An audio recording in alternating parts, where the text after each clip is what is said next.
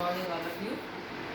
कल मैंने आपको बताया था कि हम कैसे प्राइस इफेक्ट में से सब्स्टिट्यूशन इफेक्ट और इनकम इफेक्ट को अलग करते हैं, और ये भी बताया था सब्स्टिट्यूशन इफेक्ट क्या है, इनकम इफेक्ट क्या है, प्राइस इफेक्ट क्या है।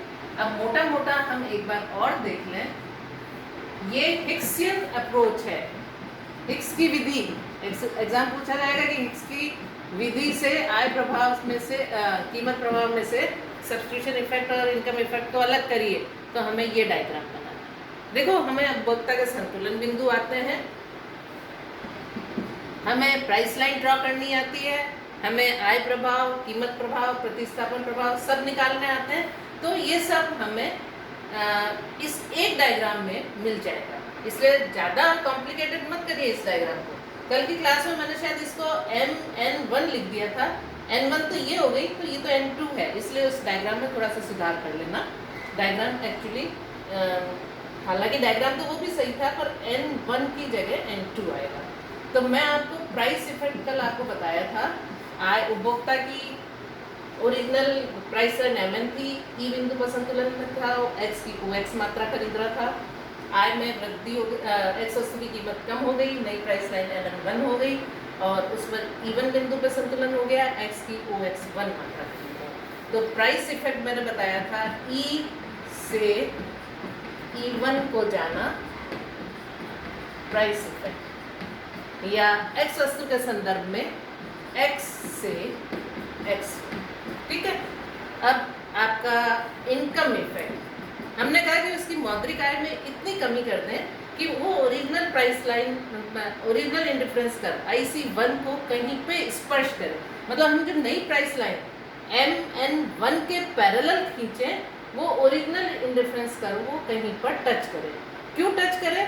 ओरिजिनल इंडिफरेंस कर को टच करने का मतलब है कि उपभोक्ता का संतुष्टि का स्तर वही रहे जो पहले था, क्योंकि एक इंडिफरेंस कर के विभिन्न बिंदुओं पर संतुष्टि का स्तर समान रहता है। तो E और E2 पर संतुष्टि का स्तर समान है। तो आय में हमने कमी की, तो दो पैरेलल रेखाओं के बीच की जो अंतर है वो इनकम इफेक्ट होता है। तो इनकम इफेक्ट E2 से E1, और एक्स वस्तु के संदर्भ में X2 से X1, और substitution effect same indifference curve पर E से E2 और X से X, सॉरी X से X2। आप देखो, आय प्रभाव पॉजिटिव है, आय प्रभाव धनात्मक है। एक्स वस्तु की आय में कमी होने पर इसकी मांग कम हो गई है। आय में कमी की है ना हमने, पैरेलल इसके खींची, तो आय में कितनी कमी हुई है? MM1 के बराबर। तो ये तो हुई आपकी हिक्स की विधि। हिक्स ये कहता है कि हम वो जो पैरेलल लाइन खींचे वो ओरिजिनल इंडिफरेंस कर्व को कहीं पे टच करे। वो पैरेलल लाइन किसके? MN1 के पैरेलल लाइन खींचे हम, जो ओरिजिनल इंडिफरेंस कर्व को कहीं पर टच करे। पैरेलल लाइन कौन सी हुई? M1 N2। स्लट्सकी दूसरा मैंने आपको बताया था, स्लट्सकी की विधि है। स्लट्सकी ये कहता है कि नहीं, जो पैरेलल लाइन हम खींचे वो ओरिजिनल कॉम्बिनेशन में से निकलती हुई, ना कि उसको कहीं पे स्पर्श करे। ओरिजिनल जो कॉम्बिनेशन है जिस पर वो एक्स की OX मात्रा खरीद रहा है, उसमें से निकलते हुए हमें वो प्राइस लाइन बनानी है, पैरेलल प्राइस लाइन। तो अब देखो स्थिति में क्या अंतर आ गया, मैं इधर ही आपको ड्रॉ करके बताती हूँ।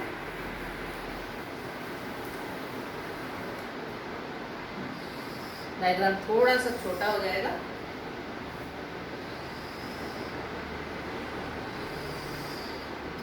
पैरेलल लाइन जो मान लीजिए ये इस बिंदु पर संतुलन है, एक्स सस्ती हो गई, इस पर संतुलन में आ गया। स्लट्सकी ये कहता है कि उसकी कीमत में हम इतनी, उसकी मौद्रिक आय में हम इतनी कमी करें कि वो जो नई प्राइस लाइन है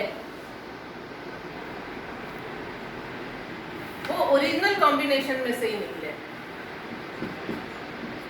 दोनों डायग्राम आपके सामने है, अंतर क्या आ रहा है? ये ओरिजिनल कॉम्बिनेशन में से नहीं निकल रही है, ये तो ये कह रहा है कि वो ओरिजिनल इंडिफरेंस कर्व को कहीं टच करे।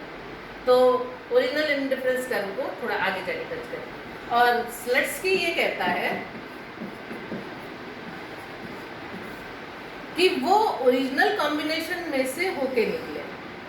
तो नई कीमत रेखा आपकी पहले की प्राइस लाइन MN1 और नई में से वो कॉम्बिनेशन निकलेगा, तो जो नई प्राइस लाइन है वो आगे जाके कहीं पर उसको स्पर्श करे।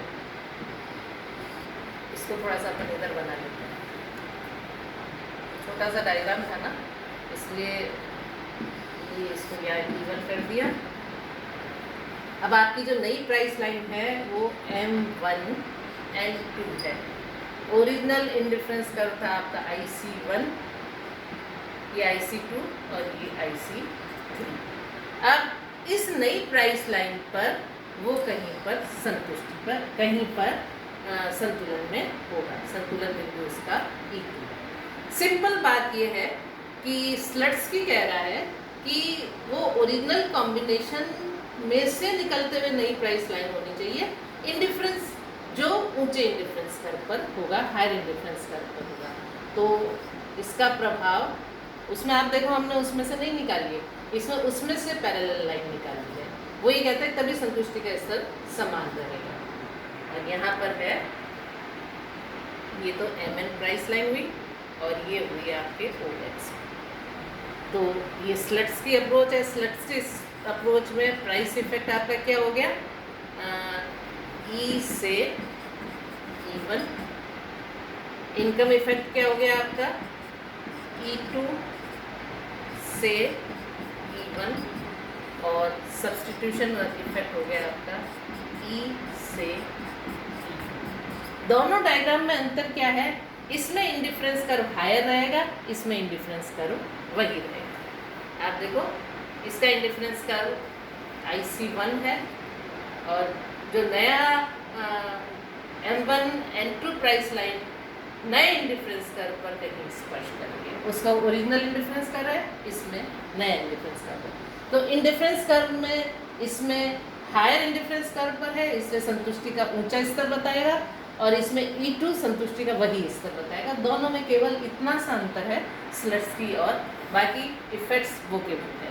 तो इस तरह से प्राइस इफेक्ट, आपका प्राइस इफेक्ट में से इनकम इफेक्ट और सब्स्टिट्यूशन इफेक्ट को दोनों तरीक़ों से हमें अलग करना है। तो हमने इस डायग्राम के माध्यम से उसको अलग करके बताया। आप और इस डायग्राम को और अच्छे से और क्लियर करके बना सकते हो। थोड़ा सा बड़ा डायग्राम बनेगा इस तरह का, तो वो और क्लियर हो जाएगा। आप चाहें तो मैंने दोनों इसलिए पास बताए हैं क्योंकि इसमें इंडिफरेंस कर्व IC1 ही है, जबकि इसमें इंडिफरेंस कर्व IC1 से IC2 तो प्राइस इफेक्ट में हो गया, और सब्स्टिट्यूशन इफेक्ट में उपभोक्ता ऊंचे इंडिफरेंस कर्व पर है। तो दोनों तरीके आपको मैंने बता दिए हैं। प्राइस इफेक्ट से सब्स्टिट्यूशन इफेक्ट और इनकम इफेक्ट को अलग करना एग्ज़ाम में पूछा जाता है। फिर भी मैं आपको कई बार कह चुकी हूँ, अगर किसी को पर्सनल प्रॉब्लम है, किसी तरह की प्रॉब्लम है, तो आप मुझसे पूछ सकते हो। मेरा फ़ोन नंबर, मुझे फ़ोन से अपनी प्रॉब्लम बता सकते हो। और साथ में आपको ये भी बताऊँगी कि आप अगर आपके अगर कोई फ्रेंड्स वगैरह हैं तो उनको भी ग्रुप में जोड़ लो, और अगर वो ग्रुप में नहीं जुड़ते हैं तो उनको भी वीडियो शेयर कर लो, ताकि थोड़ी सी प्रॉब्लम सॉल्व होगी। माइक्रो इकोनॉमिक्स बहुत इंटरेस्टिंग पेपर है, बहुत अच्छे नंबर आते हैं, लेकिन इसको समझना ज़रूरी है। इसलिए आप कोई और प्रॉब्लम हो तो मुझे पूछ लेना। मैं आपको इसके नोट्स आप अपना जो सेकेंड ईयर का व्हाट्सएप ग्रुप बना हुआ है उस पर भेज दूँगी, और साथ ही आपको होमवर्क भी दूँगी, ताकि आप उसे एक रजिस्टर बनाकर उस पर करते रहो। Thank you very much.